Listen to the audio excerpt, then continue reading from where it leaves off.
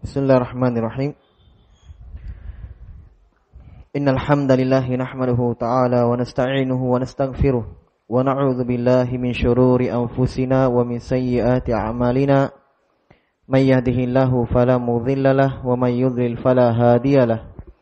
Ashhadu an la ilaha illallah wahdahu la syarikalah wa ashhadu anna Muhammadan abduhu wa rasuluh. Ya ayyuhalladzina amanu taqullaha haqqa tuqatih wa la tamutunna illa wa antum muslimun.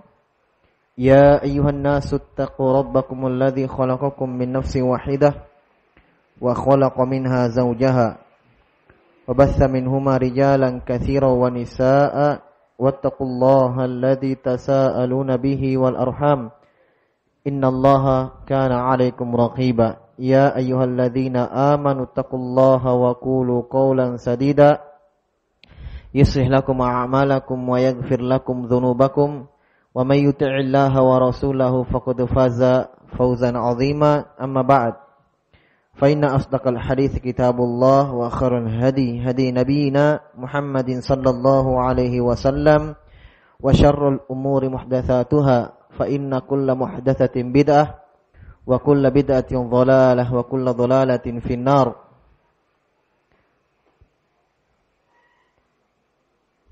Al-ikhwan wal akhwat rahimani wa rahimakumullah. Alhamdulillah, kita memuji Allah Subhanahu wa taala dan senantiasa bersyukur kepada Allah Subhanahu wa taala.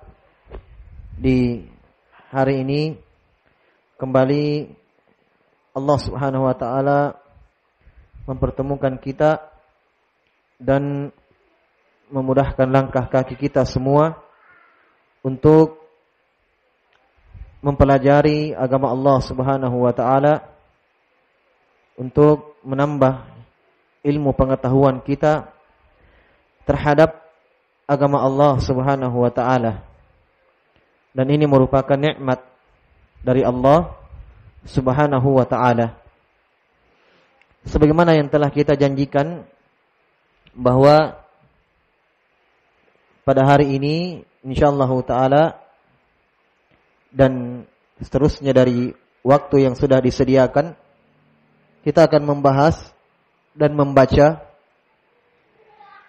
membahas fikih untuk muslimah. Ya, secara umum bahwa syariat itu berlaku untuk muslim dan muslimah. Saya ulangi, secara umum bahwa syariat itu berlaku untuk muslim dan muslimah, mukmin dan mukminah. Kecuali apa-apa yang Allah sebutkan pengkhususannya untuk muslimah dan pengkhususannya untuk muslim. Kecuali apa-apa yang Allah sebutkan dalam Al-Quran dan Nabi Sallallahu Alaihi Wasallam sebutkan dalam sunnah beliau, ini khusus untuk muslimah. Ya. Dan inilah yang akan kita bahas.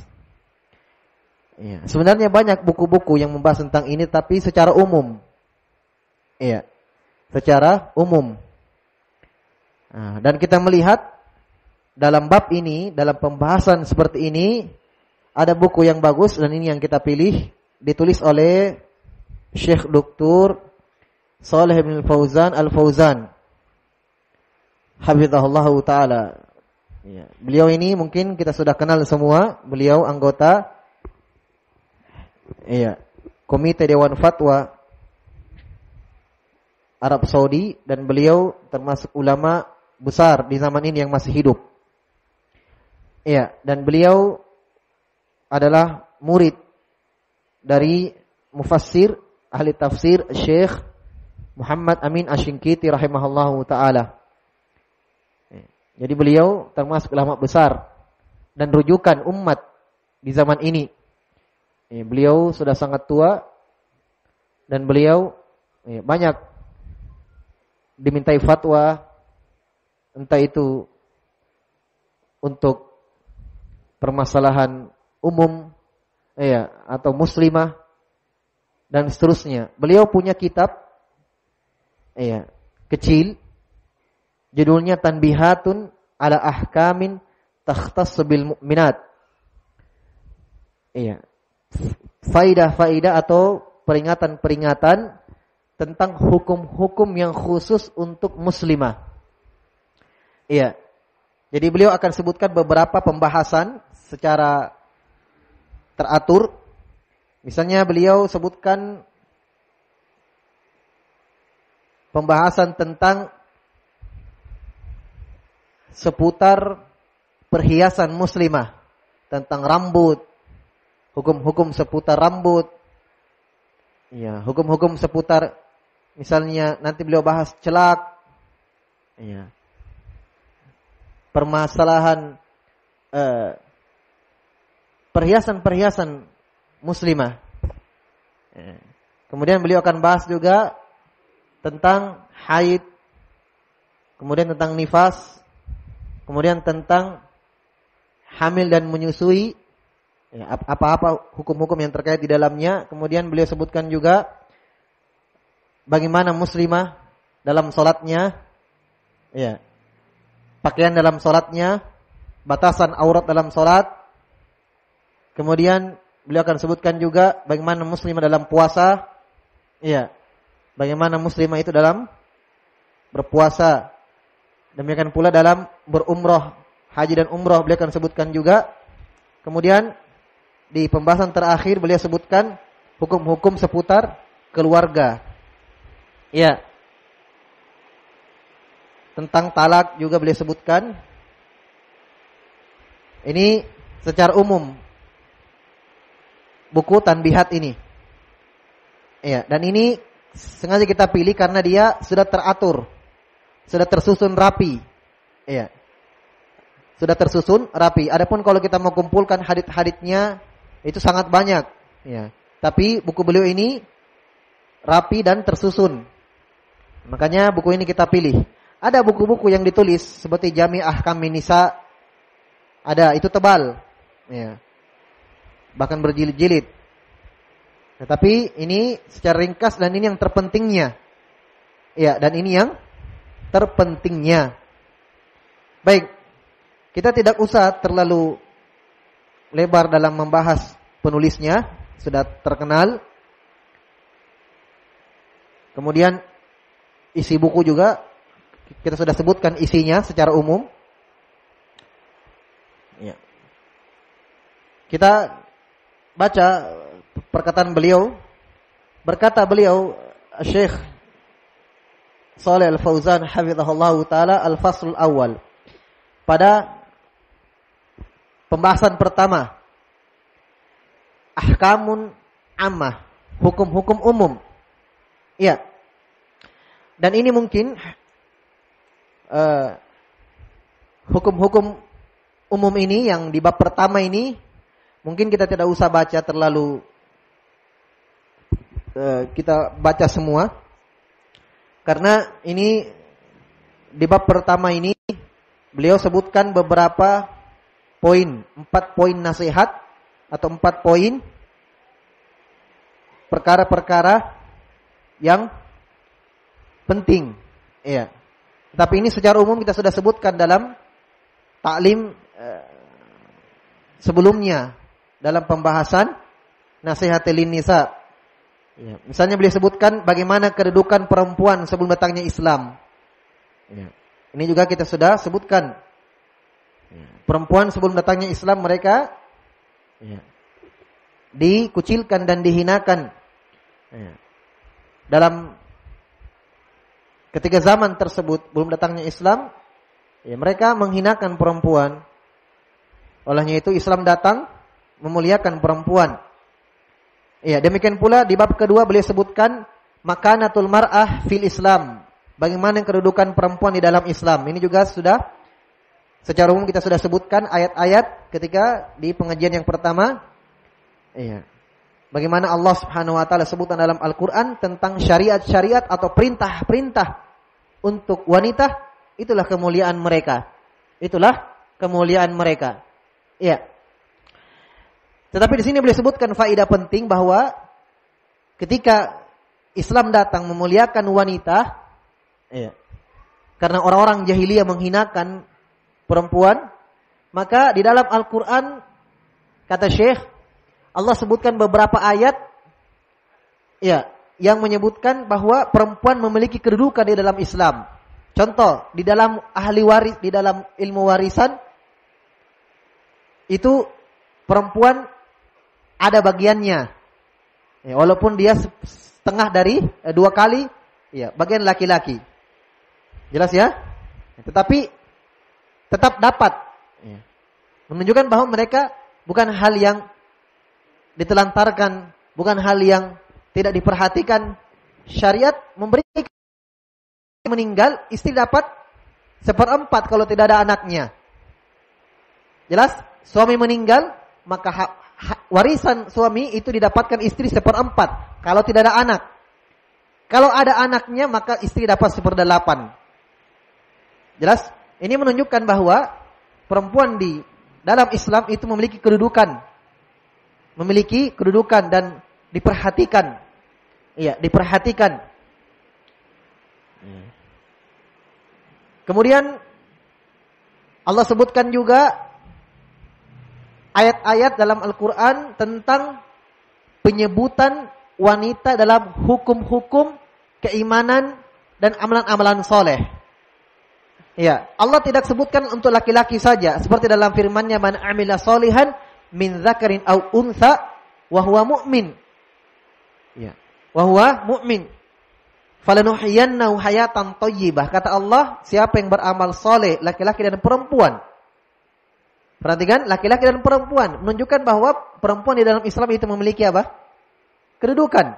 Seandainya mereka ditelantarkan, seandainya mereka tidak ada hukumnya dalam Islam atau tidak memiliki kedudukan sama sekali, maka tidak disebutkan sama sekali dalam Al-Quran oleh Allah Subhanahu wa taala. Jelas ya? Ya. Ini beliau sebutkan di sini. Ini saya ringkas saja, saya tidak baca semua. Demikian pula misalnya kata beliau dalam Al-Quran, Allah berfirman, wa'ashiruhunna bil ma'ruf. Pergaulilah, perlakukanlah istri-istri kalian wahai para suami dengan baik, dengan lemah lembut. Perhatikan, ini bukti bahwa Allah Subhanahu wa taala betul-betul memuliakan wanita dan Islam pun memuliakan wanita. Ya. Mereka itu teranggap di dalam syariat, ada, diperhatikan, makanya diberi hukum khusus. Diberikan hukum khusus. Ya. Dan masih banyak lagi ayat-ayat. Ya. Ini sebagai pendahuluan dari penulis sebelum beliau mulai menyebutkan hukum-hukum yang khusus untuk muslimah. Demikian pula yang terakhir beliau sebutkan nasihat. Iya, beliau sebutkan nasihat terakhir dalam pendahuluannya. Jadi ini pendahuluan terakhir. Sebelum beliau masuk di bab kedua, mulailah beliau menyebutkan hukum-hukum untuk wanita. Dalam pendahuluan ini, kata beliau, nasihat terakhir beliau, kata beliau, innana la numani'a min amalil mar'ati kharija baitiha idza kanat bidawabitil atiyah. Kata Syekh Hafizahullah, kita itu tidak melarang perempuan bekerja di luar. Ini nasihat terakhir dalam pendahuluan. Yaitu syariat tidak melarang wanita untuk keluar dari rumah, melakukan aktivitasnya. Tidak. Idza kanat bidawabitil atiyah. Tetapi dengan aturan-aturan dari syariat yang akan saya sebutkan di sini. Beliau sebutkan 4. Beliau sebutkan 4.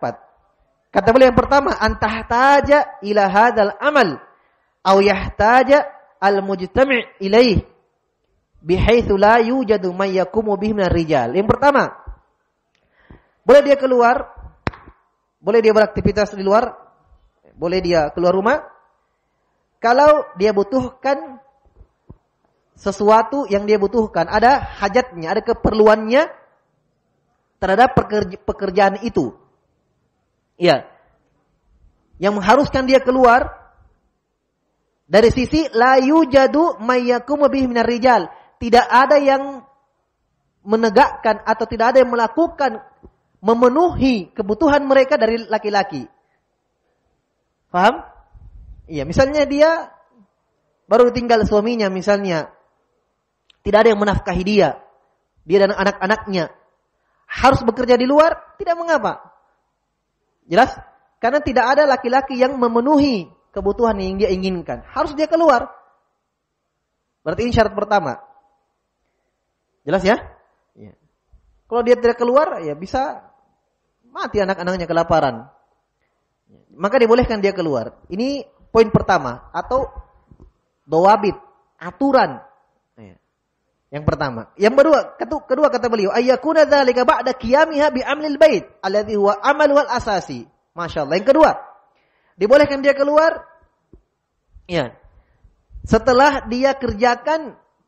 dia lakukan pekerjaan rumahnya. Yang di mana pekerjaan rumahnya ini lebih wajib atau pekerjaan asas, pokok, kewajiban pokok untuk dia. Ya. Misalnya dia mau pergi belajar menuntut ilmu, pergi bermajelis ilmu, ya. Ini hajat, iya hajat, dia butuhkan ilmu untuk menambah pengetahuannya, mengangkat kejahilan dari dirinya. Ini kewajiban, tetapi dia harus membereskan rumahnya dulu, berkhidmat kepada suaminya. Jelas? Menyelesaikan kewajibannya untuk suaminya dulu di rumah. Sebab ini yang lebih wajib. Kata Syekh, ini amalan asasnya, pokoknya. Ya, baru dia keluar bermajelis. Jelas ya? Misalnya dia sudah masakkan suaminya, dia sudah menegakkan kewajiban-kewajiban dalam rumahnya untuk anak-anaknya, atau yang lainnya dari kewajiban-kewajiban di dalam rumah. Di dalam rumah. Yang ketiga, as-salih, ayyakuna hadzal amal fi mahyutin nisa, kata'limin nisa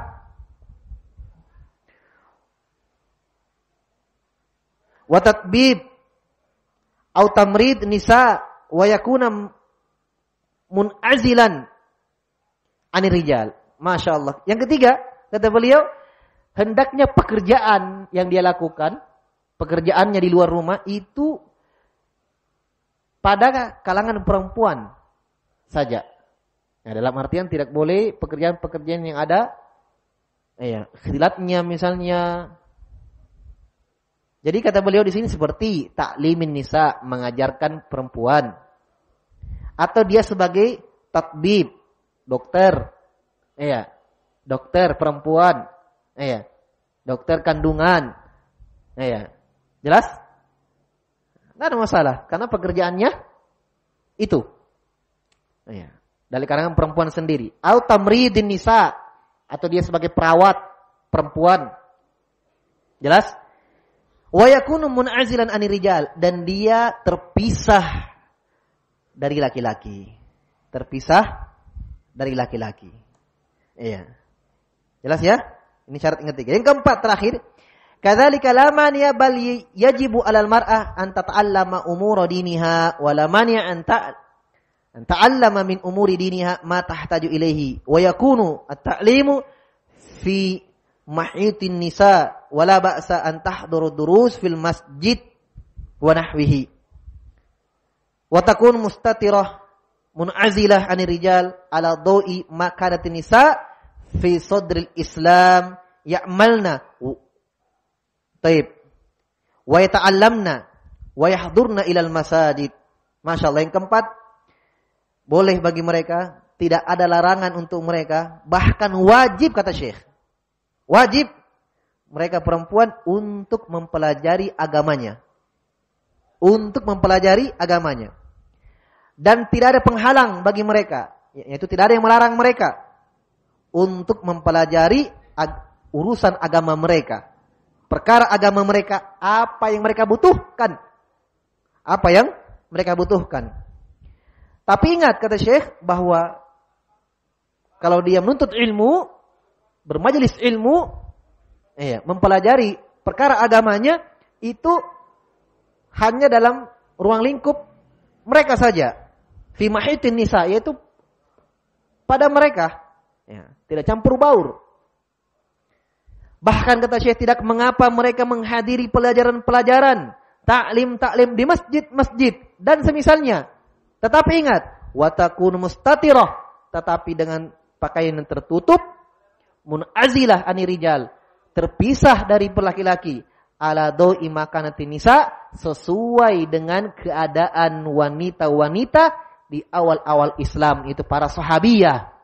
Para sahabiyah. Bagaimana keadaan mereka? Kata Syekh, ya'malna, mereka beramal, wa yata'allamna, mereka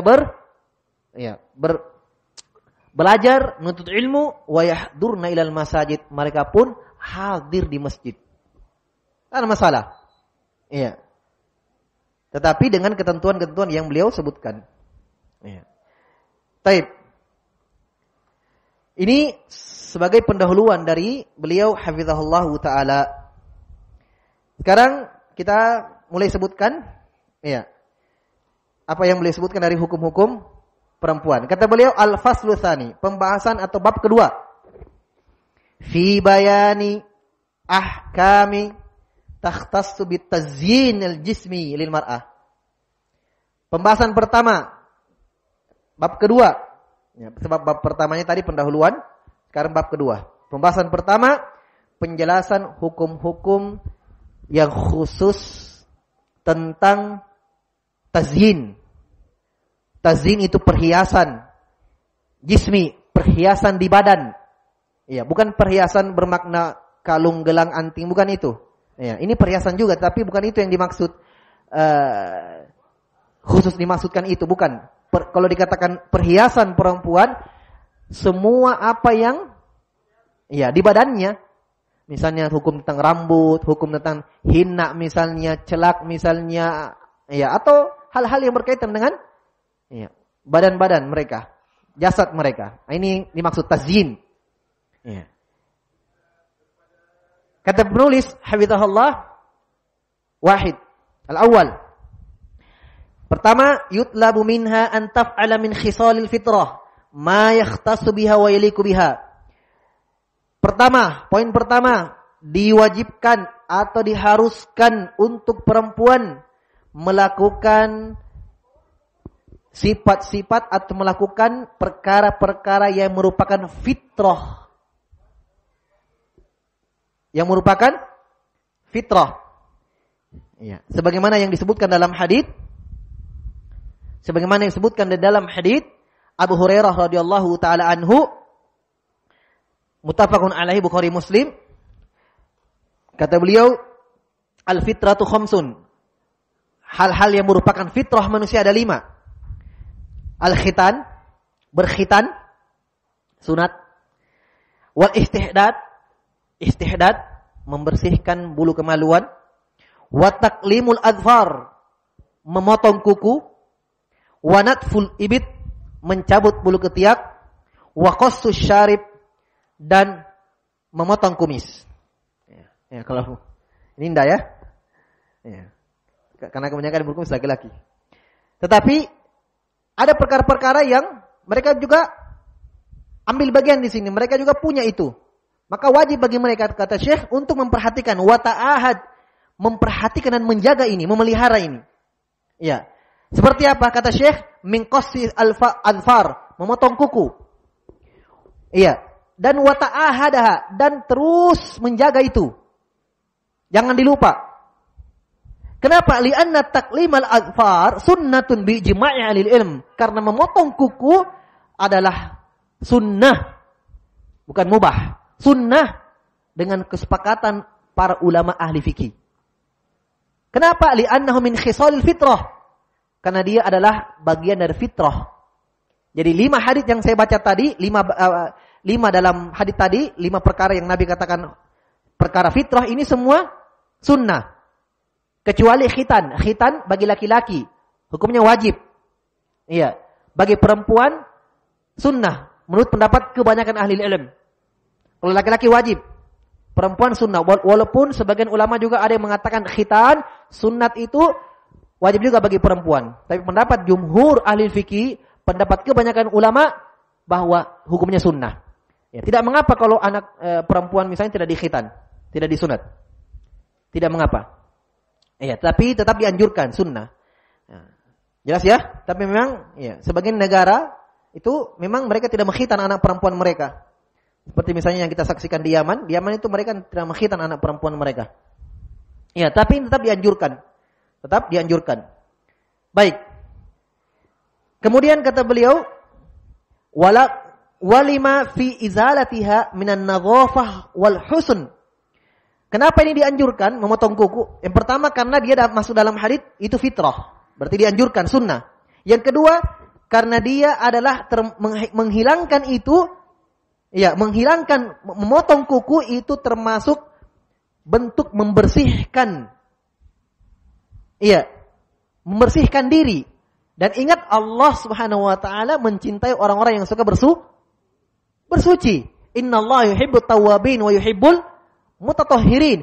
Allah mencintai orang-orang yang bertaubat dan Allah mencintai orang-orang yang selalu bersuci, membersihkan dirinya. Termasuk membersihkan diri adalah memotong kuku. Ya. Berarti hal-hal yang di antara hal-hal yang mendatangkan cinta Allah Subhanahu wa taala. Sebab dia termasuk bentuk pembersihan diri. Membersihkan diri. Baik. Kemudian kenapa yang lain suaranya? Wa ma fi baqaiha tawilah min at-tashwih.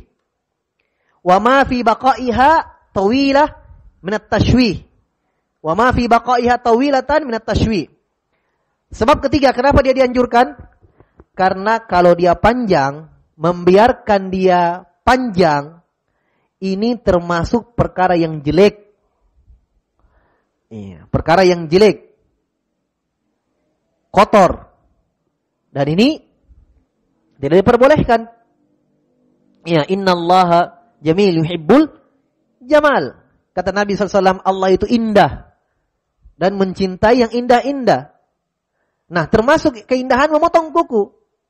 Karena lawannya, memelihara kuku, memanjangkan kuku adalah hal yang jelek. Berarti itu tidak dicintai Allah Subhanahu wa taala. Jelas ya? Ini sebab-sebabnya kenapa itu sunnah memotong kuku. Apalagi wa tashabbuh bis-siba', memanjangkan kuku mirip dengan binatang dan kita dilarang dalam syariat menyerupai binatang. Lihat dalam hadis, dalam salat saja, dalam salat itu berapa hadis-hadis di dalam salat yang Nabi melarang kita menyerupai hewan. Dilarang salat cepat, tidak ada tumakninahnya. Allahu Akbar, sami'allahu liman hamidah, Allahu Akbar, Allahu Akbar. Seperti kata Nabi SAW, karena krotidik, seperti ayam yang mematuk makanan. Paham? Kita dilarang menyerupai binatang. Demikian pula kita dilarang ketika sujud, dan ini berlaku nanti akan disebutkan dalam salat. Berlaku untuk laki-laki dan perempuan. Sujud dilarang merapatkan siku. Kenapa? Seperti anjing. Seperti binatang. Iya. Dilarang sujud dalam keadaan tangan itu terbuka lebar, direnggangkan seperti binatang, seperti singa, seperti binatang buas. Ya. Kata Abu Hurairah, saya dilarang oleh Nabi SAW al-iltifat, kaltifati tha'lab. Saya dilarang oleh Nabi SAW ketika sholat untuk menoleh kanan dan kiri sebagaimana musang. Sebagaimana musang. Perhatikan, banyak dalam hadits Nabi SAW melarang kita menyerupai apa? Binatang. Man tashabbaha biqaumin fahuwa minhum. Dilarang bertasyabbuh, menyerupai hewan. Jelas? Ya. Nah, sementara memanjangkan kuku mirip singa, kucing, anjing, panjang semua kukunya itu. Ya. Makanya termasuk hewan-hewan yang diharamkan untuk dimakan, yang memiliki taring kuku, mencengkram dengan kukunya, itu dilarang. Haram. Siba, binatang buas. Apalagi, Masya Allah, banyak sebab-sebabnya. Wa tarakumul awsakh tahtaha. Demikian pula, kenapa dia sunnah? Karena kalau dia panjang, kenapa dia sunnah kalau dipotong? Karena kalau dia panjang, tidak dipotong, terkumpul kotoran di bawahnya. Ini lagi perkara yang jelek juga. Jelas ya? Ya. Walaupun tidak ada kotorannya, tapi kukunya panjang jelek.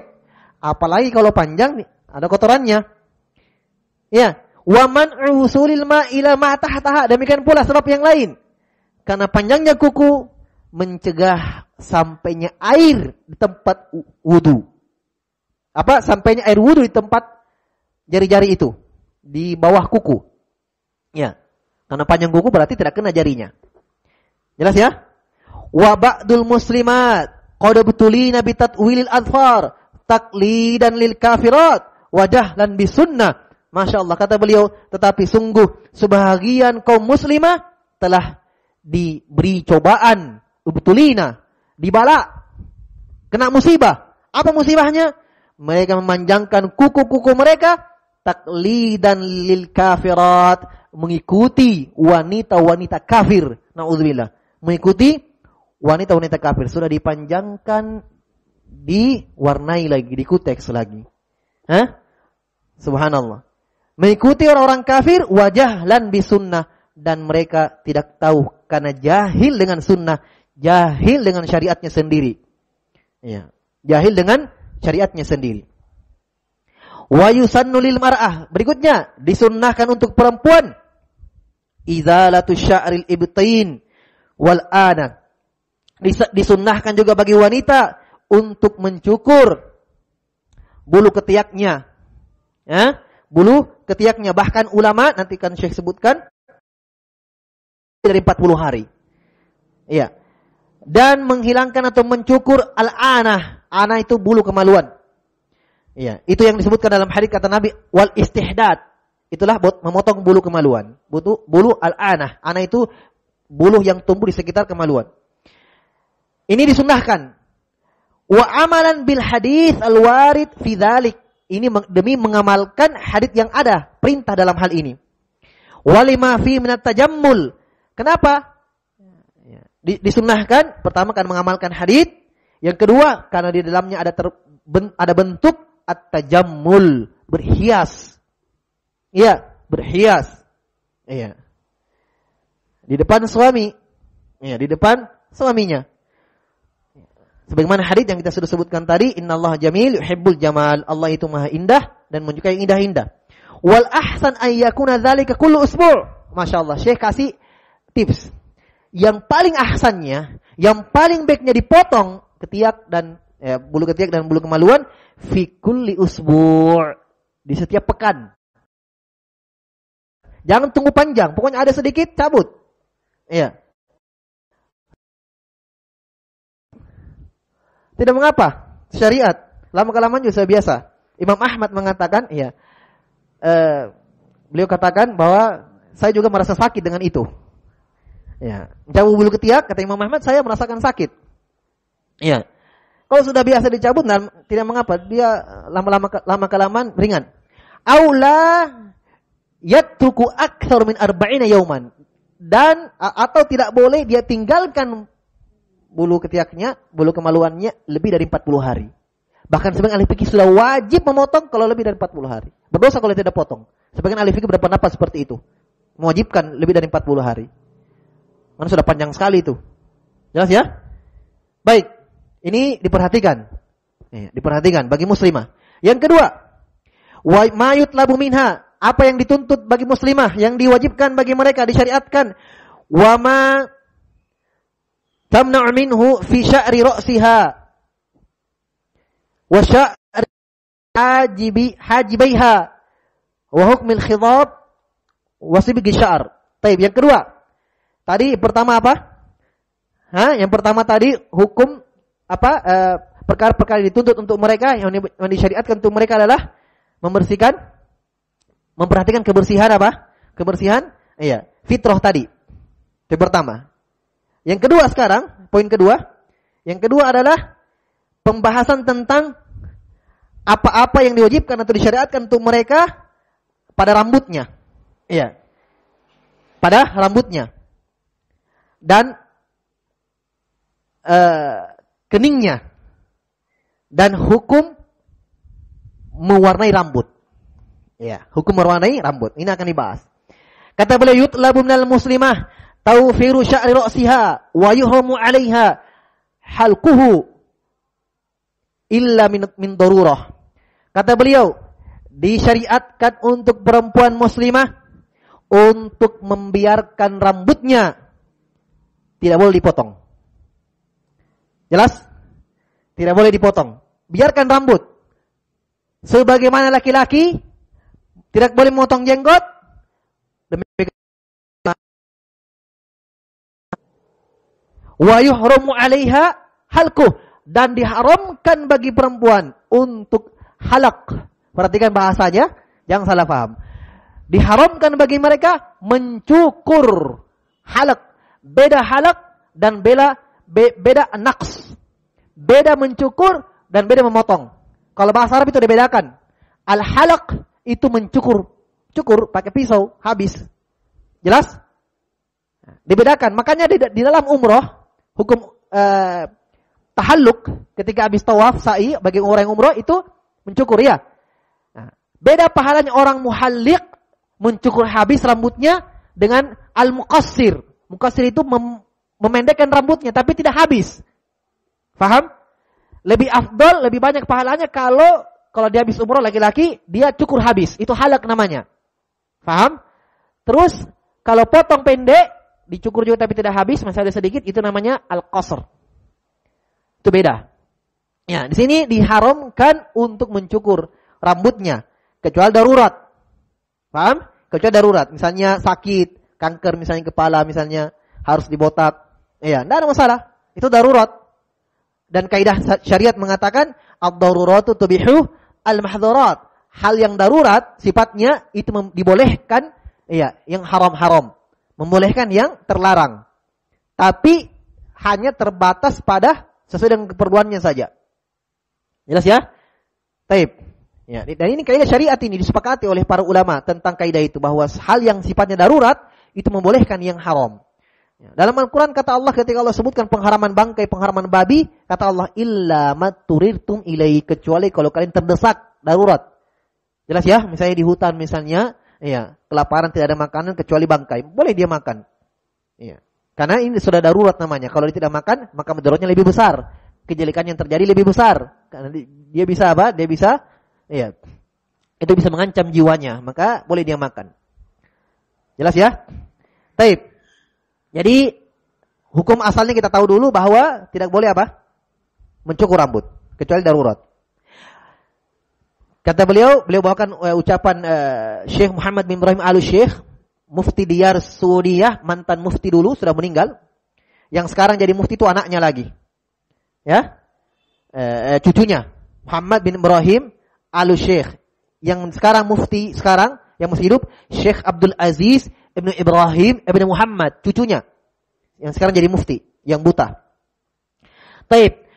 Kata beliau, wa amma sya'ru ru'usin nisa fala yajuz halquhu. Adapun rambut perempuan maka tidak boleh dipotong, cukur habis, tidak boleh.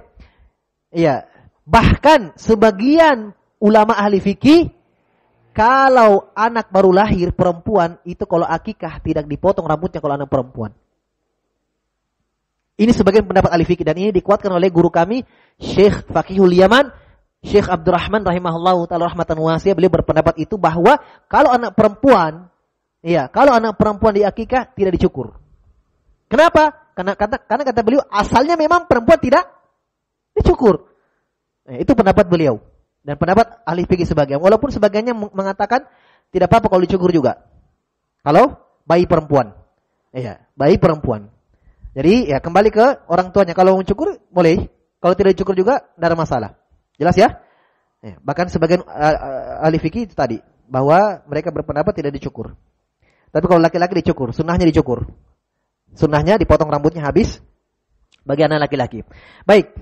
Jadi kata Syekh Muhammad bin Ibrahim Al-Syekh rahimahullahu taala tidak boleh memotong rambut bagi wanita. Sebagaimana di dalam hadits 5 rawahu Nasa'i fi sunani, dalam Imam Sunan Nasa'i dengan sanadnya dari Ali bin Abi Thalib radhiyallahu taala anhu, demikian pula rawahul Bazzar bi sanadihi fi musnadihi, demikian pula Imam Bazzar dalam kitab haditsnya dari Utsman bin Affan radhiyallahu anhu, ya, dan yang lainnya.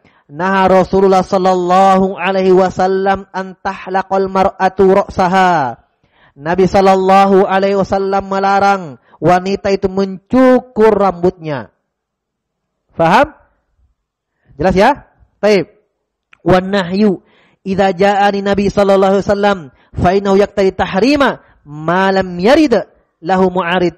Dan kaidahnya kata Syekh bahwa kalau ada larangan dari Nabi sallallahu alaihi wasallam maka itu mengharuskan maknanya adalah pengharaman kecuali ada yang memalingkan dia dari makna haram menjadi makruh.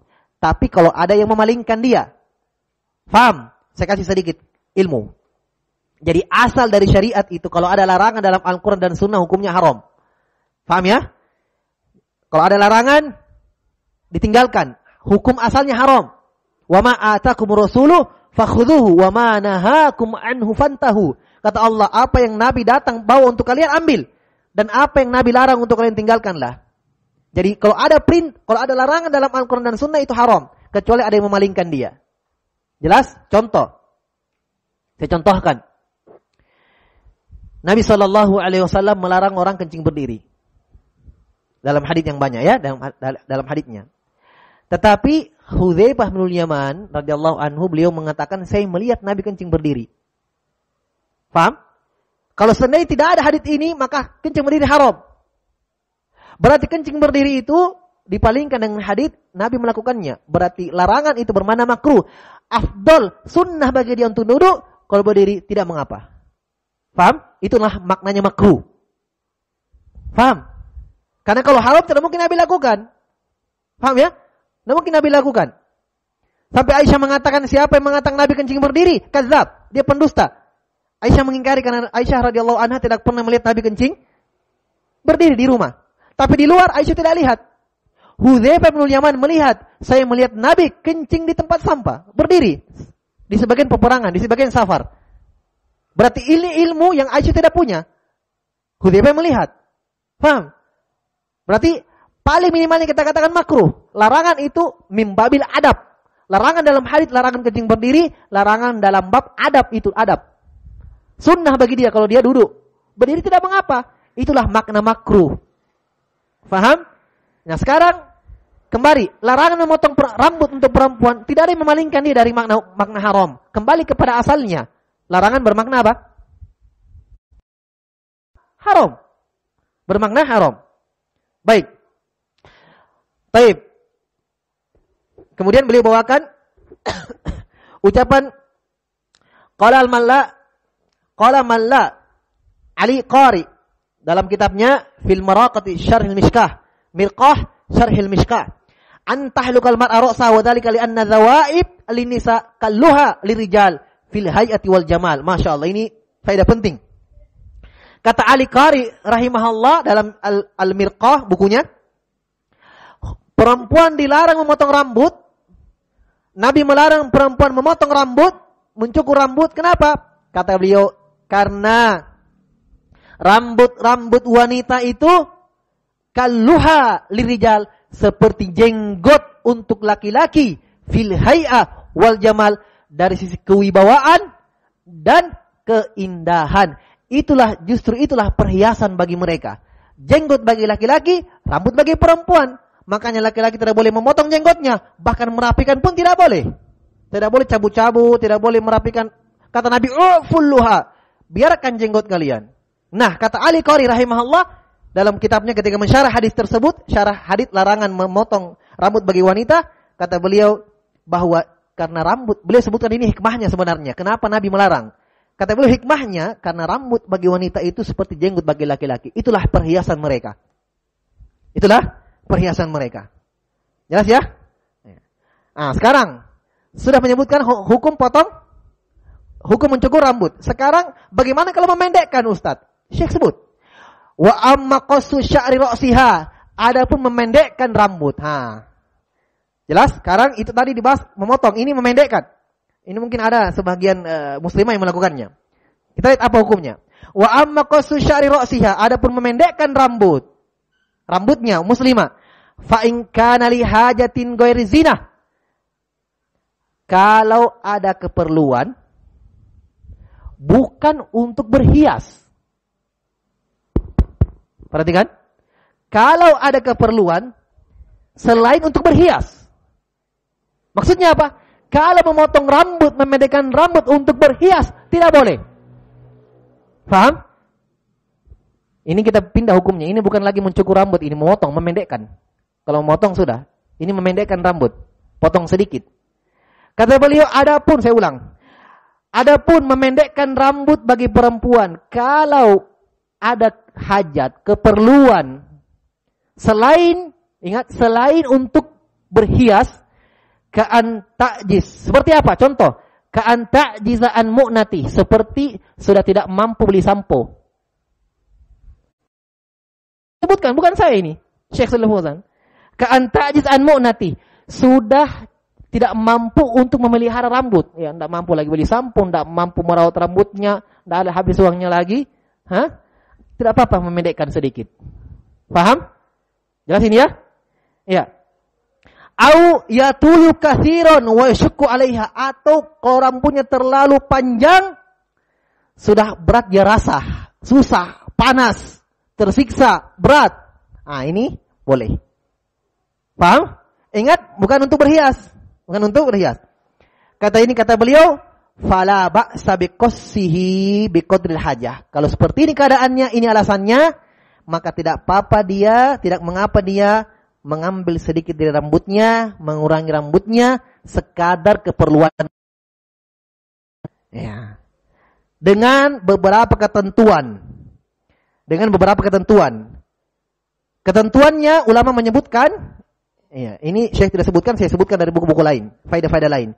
Bahwa ulama membolehkan bagi perempuan memotong rambut atau memedekkan rambut dengan beberapa ketentuan. Yang pertama, tidak boleh rambutnya menyerupai orang kafir.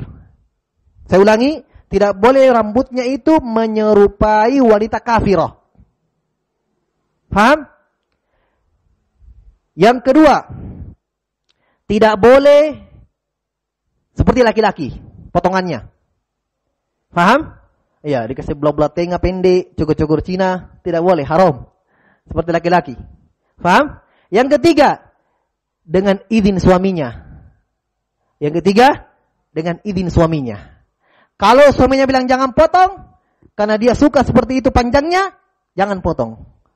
Berarti bisa kalau dia potong mengurangi rasa cinta suaminya kepada dia. Karena suaminya suka begitu, dia mau potong.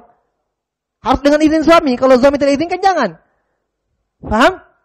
Ya. Kalau misalnya dia rasa berat, ini dan itu sudah panas, dia ngomong kepada suaminya, ini saya panas seperti ini ya. Suaminya kalau dia tahu istrinya rasa berat, tersiksa ya, hendaknya suaminya mengizinkan kalau begitu.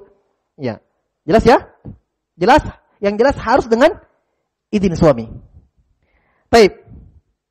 Kemudian itu 3 syarat diperhatikan ya. Itu 3 syarat tambahan dari saya, dari faedah-faedah lain yang sambil. Kemudian kata beliau, hafizallahu kama kana ba'du azwajin nabi yaf'alnahu ba'da wafatihi. Masyaallah. Perhatikan. Kenapa ulama berpendapat bolehnya perempuan memendekkan sedikit rambutnya? Karena di zaman Nabi, di zaman para sahabiat, istri-istri Nabi itu mereka melakukan hal tersebut, memendekkan rambut-rambut mereka setelah wafatnya Nabi sallallahu alaihi wasallam. Litarkihinna tazayyuna ba'da wafatihi wastighnaihinna an tatwili sya'ar. Perhatikan, ini faedah ilmu penting ini bagi muslimah. Kenapa istri-istri Nabi memendekkan rambut mereka setelah Nabi meninggal? Kenapa? Karena mereka meninggalkan dari berhias lagi. Paham? Karena tidak boleh istri Nabi menikah setelah Nabi meninggal. Haram bagi para sahabat menikah istri-istri Nabi. Kenapa? Kenapa haram?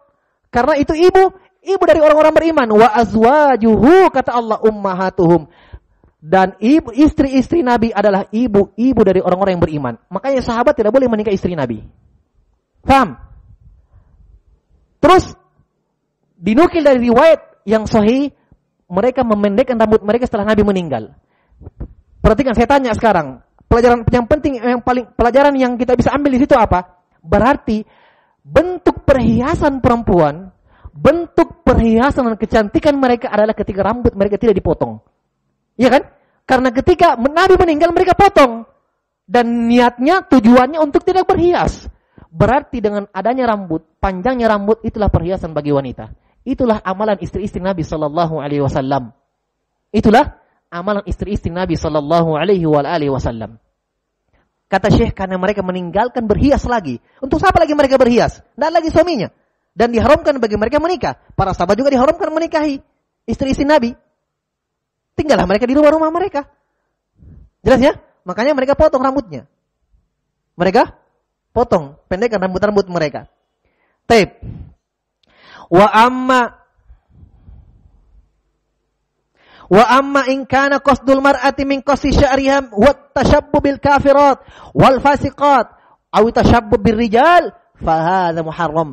Adapun kalau niat muslimah, niat perempuan tersebut memendekkan rambutnya, mengurangi rambutnya itu untuk ikut-ikutan tasyabbuh, untuk agar dikatakan mirip-mirip dengan orang-orang kafir, orang-orang fasiqah. Fasiqah itu Islam tapi pelaku maksiat. Ya, potong rambut model penyanyi, potong rambut model artis. Fasiqah. Bukan kafir tapi fasiqah. Beda kafirah, fasiqah. Fasiqah berarti beliau ini syaratkan muslimah tapi pelaku maksiat. Enggak boleh diikuti. Kafirah, fasiqah. Ya. Au tasyabbu birijal, atau rambutnya dia potong karena untuk mengikuti gaya model rambut laki-laki, fa hadza muharramun bila syak. Haram secara mutlak. Tanpa ada keraguan kata Syekh bila syak. Linnahi ani tasyabbu bil kufar umuman, karena ada larangan dalam syariat menyerupai orang-orang kafir secara umum. Wa an tasyabbuhi bil mar'ati birijal, dan ada larangan laki-laki, ada larangan perempuan menyerupai laki-laki. Demikian pula dalam hadis, laki-laki tidak boleh menyerupai perempuan. Ya. La'anallah, bahkan Allah melaknat, kata Nabi, Allah melaknat laki-laki menyerupai perempuan dan perempuan menyerupai laki-laki. Dan bentuk penyerupaan perempuan terhadap laki-laki adalah ketika mereka memotong rambut-rambut mereka mirip dengan laki-laki. Dari berpakaian, misalnya perempuan berpakaian laki-laki, ya, perempuan juga pakaian perempuan, haram. Jelas ya? Haram. Taib. Wa in kana al-qasdu minhu tazayyun falladhi yadhhar annahu la yajuz. Nah, ini pendapat beliau pribadi, pendapat Syekh Hafizahullah pribadi. Adapun kata Syekh Shalih Fauzan, kalau dia memendekkan rambutnya karena untuk berhias, ya, supaya dianggap mungkin lebih cantik, ya, dia potong rambutnya, dia pendekkan sedikit. Kata Syekh, pendapat yang lebih nampak menurut saya itu la yajuz, tidak boleh. Tidak boleh.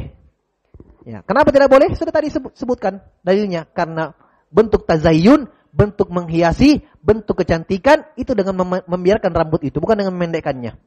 Bukan dengan memendekkannya. Baik. Beliau bawakan ucapan guru beliau, qala Syekhuna Muhammad Al-Amin Asy-Shinqiti, inilah Sahibut Tafsir. Beliau punya tafsir Adwaul Bayan. Ya, yang dijuluki Maktabah Berjalan. Dijuluki beliau ini gurunya perpustakaan berjalan. Karena hafalan beliau, ya, ini beliau orang Afrika. Tapi terkenal, ulama besar. Beliau katakan dalam tafsirnya Adwaul Bayan, ya, kata beliau, innal urfal ladzi sara jariyan fi katsirin minal bilad biqatil mar'ati sya'ra ra'siha ila qurbi usulihi sunnatun ifrinjiyah mukhalifatun lima kana alaihi nisa'ul muslimin wa nisa'ul arabi qabla al-islam fahuwa min jumlatil inhirafat allati ammatil balwa biha fid din wal khalq was simah wa ghairi dzalik. Masya Allah, kata Syekh Muhammad Al-Amin Asy-Shinqiti, guru Syekh Shalih Fauzan, dan ini sudah meninggal. Kata beliau, adapun kebiasaan yang sekarang sudah berjalan di kebanyakan negeri. Di kebanyakan negeri. Apa itu kebiasaan itu?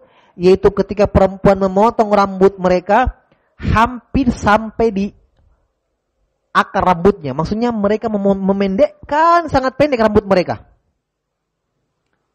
Ya, kata Syekh, ini adalah kebiasaan, ini adalah sunnah orang-orang Eropa, sunnah orang-orang kafirat. Iya, ifrinjiyah itu orang-orang Eropa, orang Barat. Ya, mukhalifatun lima kana alaihi nisa'ul muslimin, ini menyelisihi kebiasaan-kebiasaan perempuan-perempuan kaum muslimin di zaman di orang-orang Arab. Ya, apa? Negeri kaum muslimin. Kebiasaan kaum muslimat, menyelisih itu. Qoblal Islam, sebelum datangnya Islam dan setelah datangnya Islam. Di zaman para sahabiyat. Fahuwa min jumlatil inhirafat, dan ini adalah dari bentuk-bentuk pelanggaran, penyelewengan, penyimpangan, ya, yang telah merata musibahnya. Merata, kenapa merata? Iya, merata. Karena bukan hanya menimpa, ya, bukan hanya menimpa fasiqah saja, muslimah pun kena. Ya, banyak. Ya. Negeri-negeri kaum muslimin sudah banyak yang mengikutinya. Jelas ya? Ya. Dan ini kata beliau ammatil balwa, musibah merata. Musibah merata. Taib. Sekarang Syekh jawab, "Tsumma ajaba an hadis." Syekh Muhammad Al-Amin Asy-Syinkiti, beliau jawab, beliau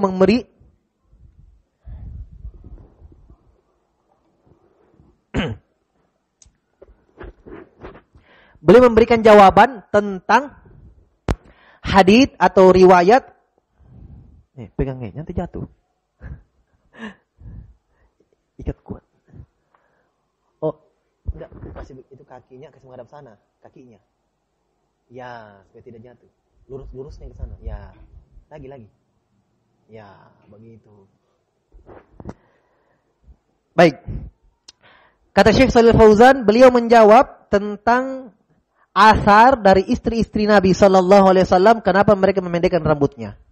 Dikomentari oleh Syekh Muhammad Al-Amin Asy-Syinkiti.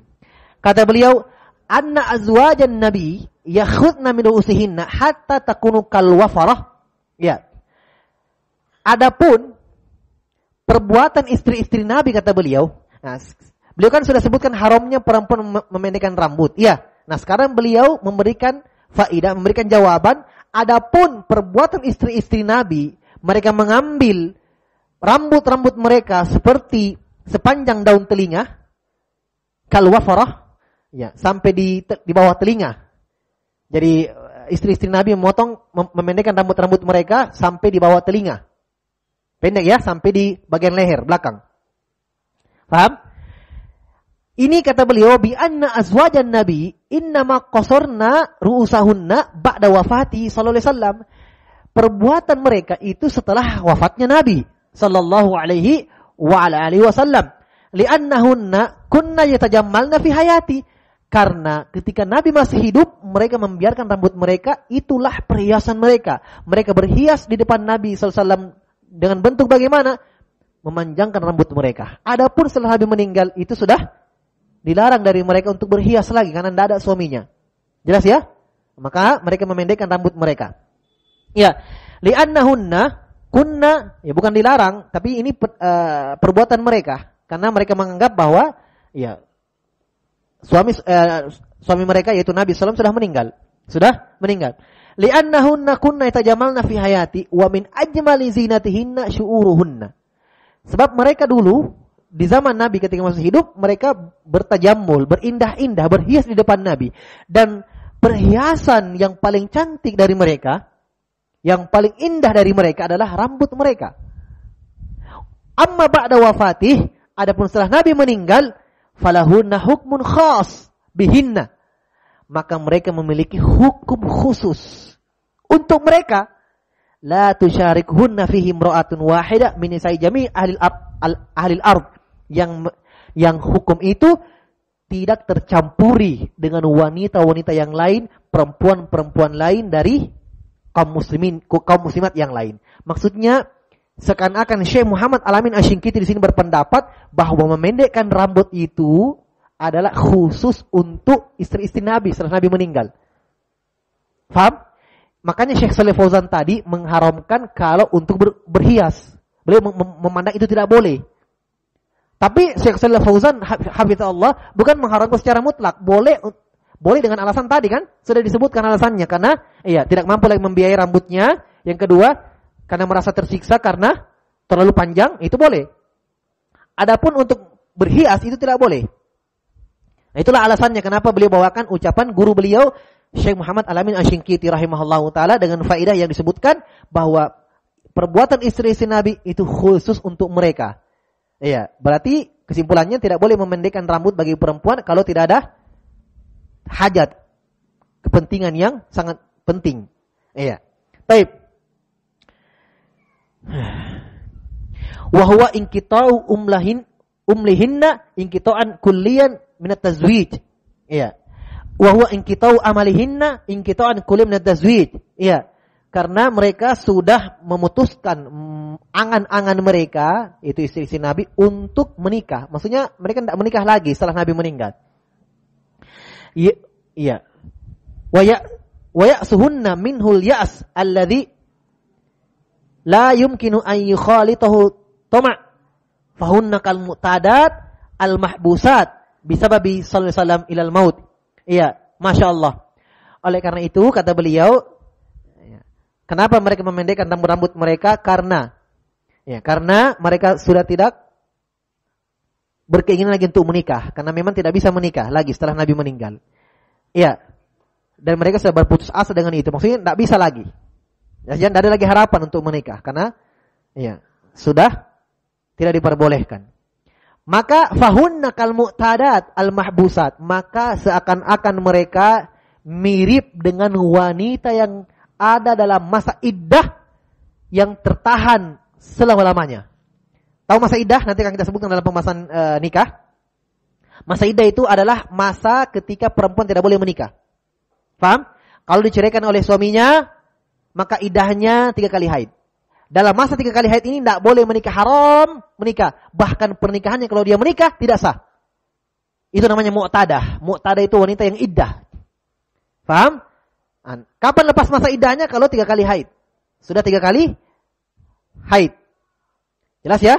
Maka hukum istri-istri Nabi ketika Nabi meninggal seperti itu. Seperti wanita yang mu'tadah.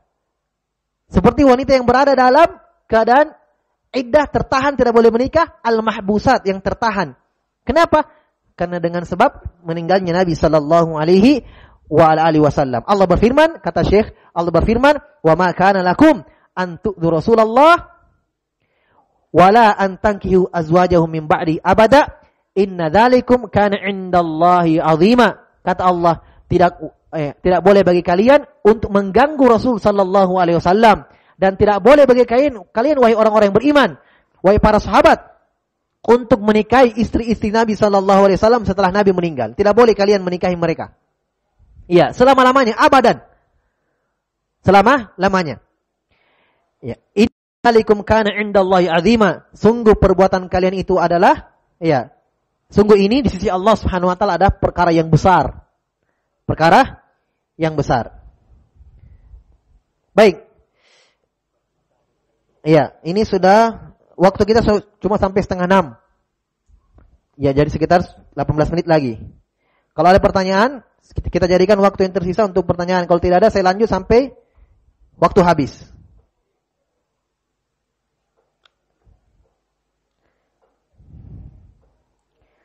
Baik. Tunggu dulu sampai ada pertanyaan. Jadi waktu kita sampai 5:30. Karena untuk persiapan pengajian malam.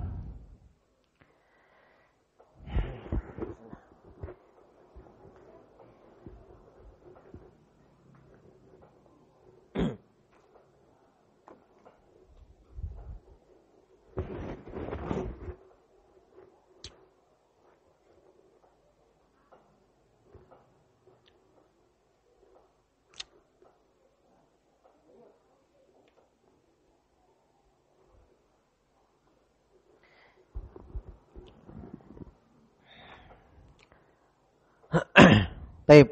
Ya, cuma ini ya. Kita lanjutkan sedikit supaya pada pertemuan berikutnya kita sampai pada pembahasan yang lain. Baik. Kata beliau, fa'alal mar'ah, setelah memberikan tadi hukum-hukum itu, hukum yang kita sebutkan tadi, kata beliau, fa'alal mar'ati an tahfadhu bi sya'ri ra'siha wa ta'ni bihi wa taj'alu dhafair wa la yajuz laha jam'uhu fawqa ar-ra's aw min nahiyatil qafa. Perhatikan. Wajib bagi perempuan untuk menjaga rambutnya, memelihara rambutnya. Karena itu perhiasan dia. Jelas ya? Ya. Dan memperhatikan rambutnya. Maksudnya, ya karena itu bentuk perhiasan. Dan tidak boleh bagi mereka untuk mengumpul rambutnya di arah yang satu. Paham? Tidak boleh memisahkan rambut, mengumpul rambut. Ini maksudnya mengepang.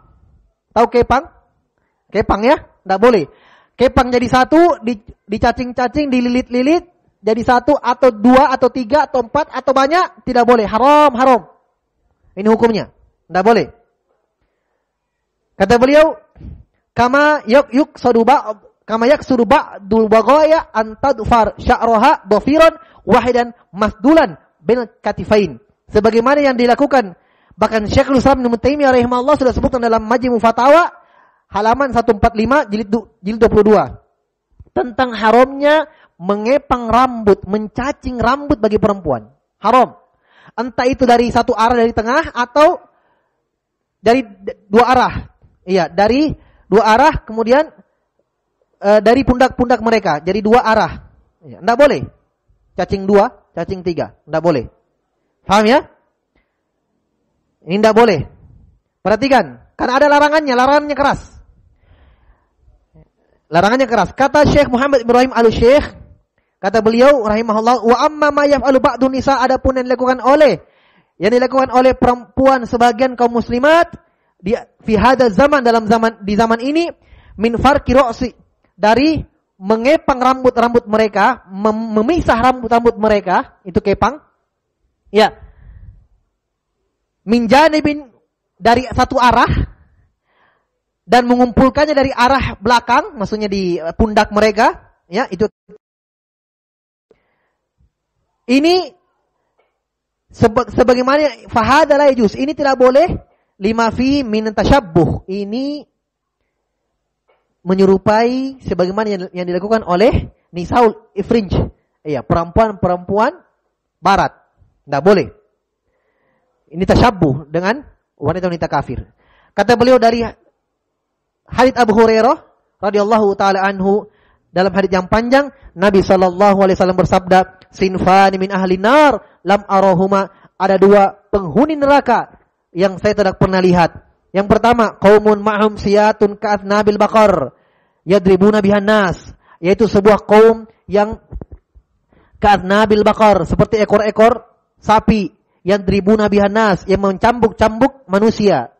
Ini kata para ulama, sebagian ada mengatakan ini kinayah dari pimpinan-pimpinan yang zalim.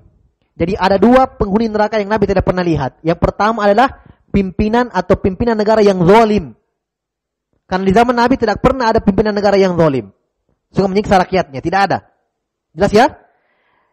Yang kedua, wanisaun kasiyatun ariyat, wanita-wanita yang berpakaian tapi telanjang, ma'ilat mumilat, ya, berlenggak-lenggok jalannya, ru'usuhunna ka'asnimatil bukhtil ma'ilat, rambut-rambut mereka seperti punuk-punuk unta. Itulah tadi yang dimaksudkan apa? Dikepang, dicacing. Iya. Paham ya? La yadkhulnal jannah, mereka tidak akan masuk dalam surga, wala yajidna rihaha, dan tidak mencium bau surga. Wa inna rihaha, kata Nabi, bahkan baunya surga itu la yujadu, didapatkan min masiratin kadza wa kadza, dari arah yang sangat jauh. Iya, mereka tidak akan masuk surga. Dua penghuni neraka ini tidak masuk surga. Tidak masuk surga. Bukan mereka berarti mereka dikafirkan, tidak. Maksudnya ini ancaman dosa besar. Ancaman dari dosa besar. Iya. Qad fassara ba'dul ulama ma'ilat mumilat.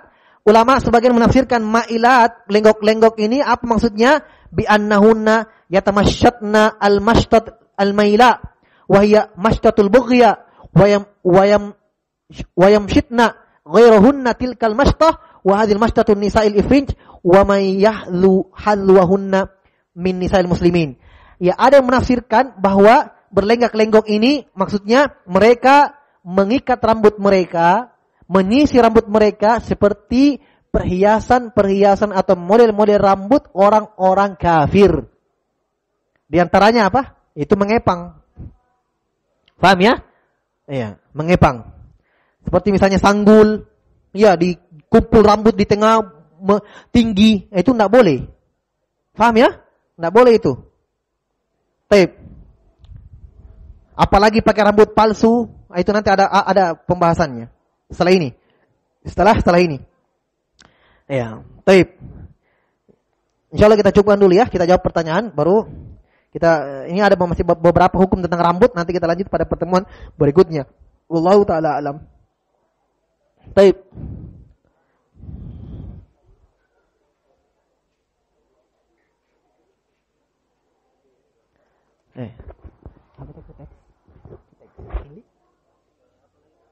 Ini toh, kuku toh.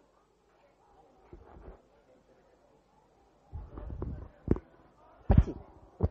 Paci. Lain. Lain.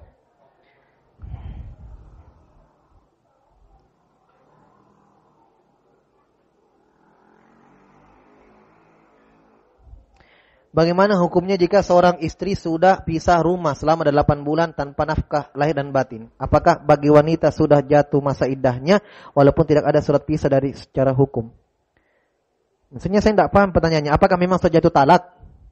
Kalau maksud pertanyaannya belum ada kata cerai dari suami, belum ada kata talak dari suami, hanya pisah rumah 8 bulan tidak ada nafkah, ya maka ini berarti belum talak. Maka urusan seperti ini hendaknya wali perempuan pergi ke mahkamah, pergi ke KUA melapor bahwa ini suaminya sudah 8 bulan tidak ada nafkah. Tidak ada nafkah lahir dan batin. Anak-anak juga tidak dinafkahi. Maka KUA mahkamah hakim ini memutuskan memaksa suaminya untuk menceraikan dia. Jelas ya? Nah, boleh kita ambil hukum sendiri. Ini mahkamah yang urusannya. Jelas? Ya. Tapi kalau misalnya laki-laki atau suaminya sudah mengucapkan kata talak, kamu cerai, berarti ini sudah jatuh iddah, selesai iddahnya. 8 bulan itu iddah itu bukan yang dilihat bulannya, tapi haidnya, 3 kali haid. Ya, misalnya dia kalau tiap bulan haid berarti 3 bulan. Jelas ya? Ini kalau memang suami pernah mengucapkan talak. Tapi kalau suami hanya pergi lama, tidak ada cerai, maka ini asalnya belum cerai. Makanya saya katakan tadi bahwa datang ke mahkamah, melapor bahwa ini suaminya sudah lama tidak menafkahi. Maka mahkamah memutuskan. Wallahu ta'ala alam.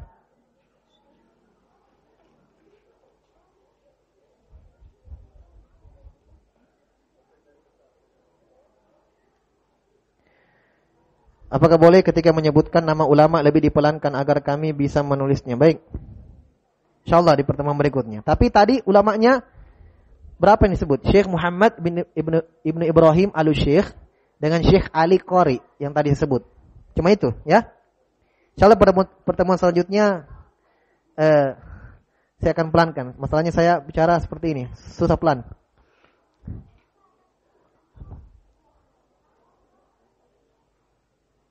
Ya, kalau diikat dijadikan satu di belakang itu tidak mengapa. Ya. Beda ya kalau sanggul dengan yang diikat. Kalau ikat kan di tengah. Diikat di tengah tapi ada yang lebihnya yang tergantung, itu tidak mengapa, itu biasa. Yang dilarang itu dikumpul, disanggul di belakang. Itu yang disebut dalam hadis kasnimatil bukhtul ma'ilah, seperti punuk unta. Sanggul kalau kita bahasakan ya. Dikumpul di belakang, diikat. Iya. Nah, tapi kalau ikat biasa seperti di belakang itu tidak mengapa. Kalau kepang dia bentuknya cacing-cacing, digulung-gulung. Itu tidak boleh. Jelas ya? Yang kita maksud kepang tadi itu dicacing-cacing, dibentuk-bentuk. Ya, kadang ada yang cacing 2, cacing 3. Tidak boleh itu. Baik. Bolehkah memakai kuteks saat halangan? Apa ini kuteks? Yang berwarna kuku. Kalau itu kuteks menghalangi wudu ya. Menghalangi wudu. Menghalangi air kena wudu. Tapi kalau halangan, yang diperbolehkan yang bagus itu kayak paci ya. Hinna. Itu tidak mengapa insyaallah. Tapi asalnya kalau dia tidak berhalangan itu wudu tidak kena itu wudu. Air tidak tembus.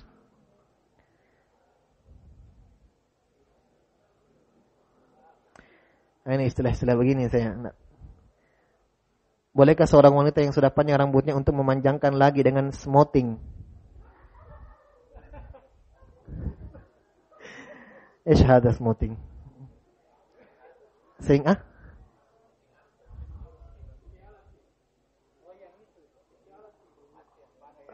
Oh iya, ya, baik. Iya. Sehingga rambut yang sedikit gelombang bisa lurus sempurna dan bukan lain dari rebonding ya, lain.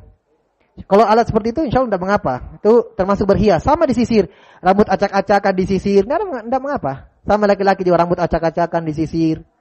Ya, smoothing insya Allah tidak mengapa. Karena dia bentuknya bukan permanen, dia nanti bengkok lagi. Baik, wallahu taala alam, cukupkan dulu.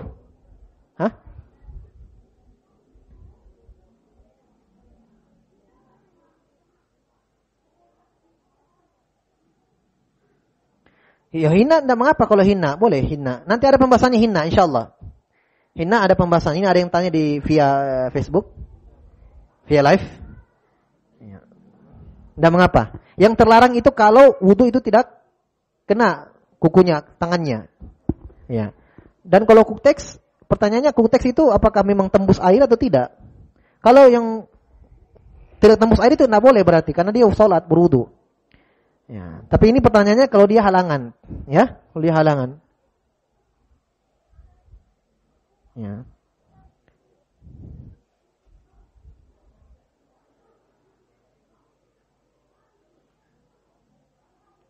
Ini ada yang bertanya lagi, bagaimana dengan satu kepangan dan bagaimana dengan hadis salah satu istri Nabi junub dengan tidak melepas ikatan? Ya, kalau saya sudah katakan kalau diikat biasa itu tidak mengapa. Paham ya? Bedakan dengan cacing-cacing itu yang digulung-gulung. Itu beda. Kalau ikat biasa di belakang, ya itu enggak mengapa. Itu yang dilakukan memang istri Nabi ketika panjang rambutnya. Diikat. Itu boleh mengikat. Ya. Paham ya? Di belakang diikat enggak mengapa. Dibedakan dengan hukum yang kita sebutkan tadi. Kita bedakan dengan hukum yang saya sebutkan tadi. Ya. Kalau mandi misalnya diikat, ya. Enggak mengapa diikat. Ya, bagaimana dengan, ini ada yang bertanya via live, bagaimana dengan hukum rambut yang dipotong, sisanya diapakan? Sebaiknya diapakan? Ya, dibersihkan saya dibuang, tidak mengapa. Dibersihkan, dibuang di tong sampah atau bagaimana, tidak ada masalah, tidak ada hukum tertentu dia. Jelas ya? Baik.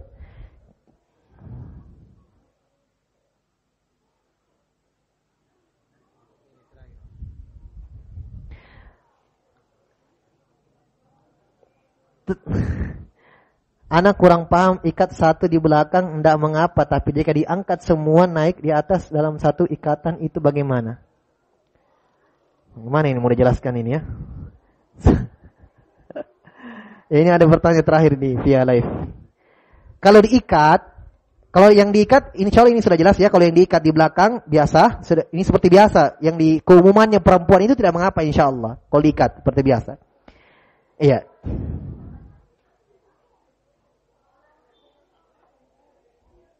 Itu yang dilarang itu kalau dikepang, dicacing. Entah satu arah dari arah belakang atau dua arah.